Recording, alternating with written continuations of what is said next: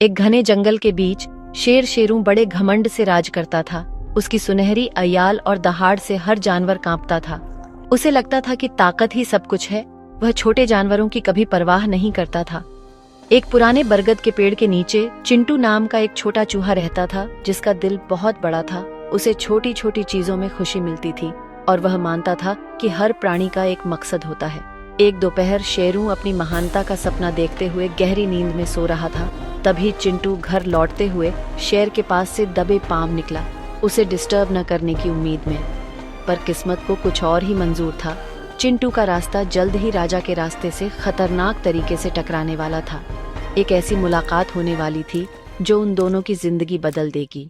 चिंटू से गलती से एक टहनी टूट गई, जिससे शेरू गुस्से में जाग गया। शेर ने डरे हुए चूहे को अपने पंजे के नीचे फंसा लिया और इस डिस्टरबेंस के लिए उसकी जान लेने की धमकी दी। चिंटू कांपते हुए दया की भीख मांगने लगा। शेर की दयालुता को कभी न भूलने और किसी दिन उसकी मदद करने का वादा किया। शेरू एक चूहे के शेर की मदद करने के विचार पर हंसा, लेकिन खुश होकर उसने चिंटू को जाने दिया। भाग जा, इससे पहले कि मैं अपना मन बदल दूं, शेरू गुर्राया, ये कभी न सोचते हुए कि उसे चूहे की मदद की जरूरत पड़ेगी। चिंटू भाग गया, शुक्रगुजार और अपना वादा निभाने के लिए दृढ़। जंगल में फिर से शांति छा गई, लेकिन एक बंधन, चाहे कितना भी अजीब क्यों न हो, बन चुका था। उनकी किस्मत अब चुपचाप एक दूसरे से जुड़ चुकी थी। हफ्तों बाद शेरू अपने इलाके में गश्त करते हुए शिकारी के छिपे हुए जाल में फंस गया। उसकी मदद के लिए जोरदार दहाड़ें गूंजीं, लेकिन दूसरे जानवर डर कर मदद करने के बजाय छिप गए। अकेला और लाचार, शेरों की ताकत रस्सियों के खिलाफ बेकार थी।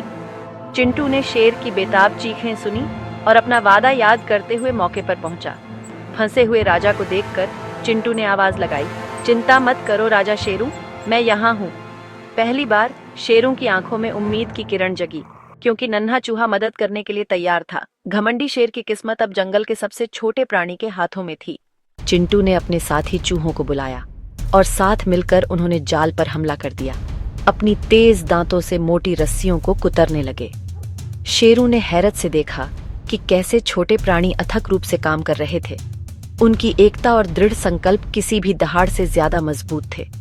एक एक करके रस्सियां टूटीं और एक आखिरी कोशिश के साथ जाल टूट गया।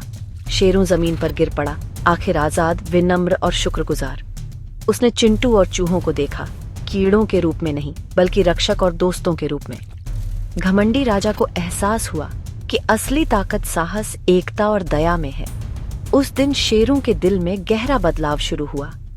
जंगल ने सबसे छोटे दांतों और सबसे मजबूत बंधन की ताकत देखी थी। शेरू ने चिंटू के सामने सिर झुकाया, उसे अपनी जान बचाने और उसे ताकत का असली मतलब सिखाने के लिए धन्यवाद दिया। उस दिन से शेरू ने दयालुता से राज किया, हर प्राणी के साथ सम्मान से पेश आया, चाहे उनका साइज कुछ भी हो।